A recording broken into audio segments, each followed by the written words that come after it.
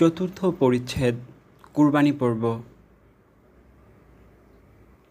কুরবানি প্রত্যেক স্বাধীন মুসলমান মুকিমের উপর ওয়াজিব, যিনি কুরবানি ঈদের দিন নিসাব পরিমাণ সম্পদের মালিক থাকবে। তিনি নিজের এবং তার ছোট সন্তানের পক্ষ থেকে কুরবানি করবে। তাদের প্রত্যেকের পক্ষ থেকে একটি ছাগল অথবা 7 জনের পক্ষ থেকে একটি উট অথবা গরু কুরবানি করবে। নিঃস্ব এবং মুসাফিরের উপর কুরবানি ওয়াজিব নয়। কুরবানির দিন সূর্য উদয়ের সাথে সাথেই কুরবানি করার সময় শুরু হলেও শহরবাসীদের জন্য ইমাম ঈদের নামাজ আদায় করা পর্যন্ত কুরবানি করা বৈধ। ঈদের দিন অপরের 2 দিন, এই 3 দিন কুরবানি করা বৈধ।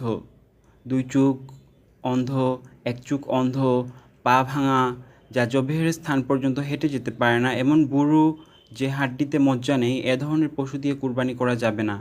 কান কাটা ও লেজ কাটা পশু অথবা কান অথবা লেজের বেশি অংশ কাটা পশু দিয়ে কুরবানি করলে হবে না, তবে কান বা লেজের বেশি অংশ অবশিষ্ট থাকলে বৈধ হবে।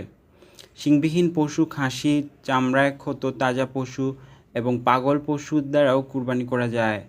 উট, গরু ও ছাগল দ্বারা কুরবানি জায়েজ, তবে ভেড়া 6 মাসের হলেই হবে।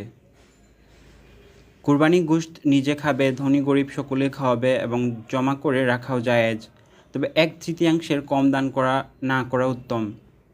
চামড়া সদকা করে দিবে অথবা তা দিয়ে ঘরের ব্যবহার্য জিনিস তৈরি করে ব্যবহার করা যায়।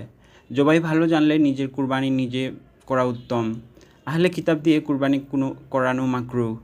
ভুল করে একজন অন্যজনের কুরবানির পশু জবাই করে ফেললে উভয়ের পক্ষ থেকেই আদায় হয়ে যাবে এবং কোনো জরিমানা আরোপিত হবে না।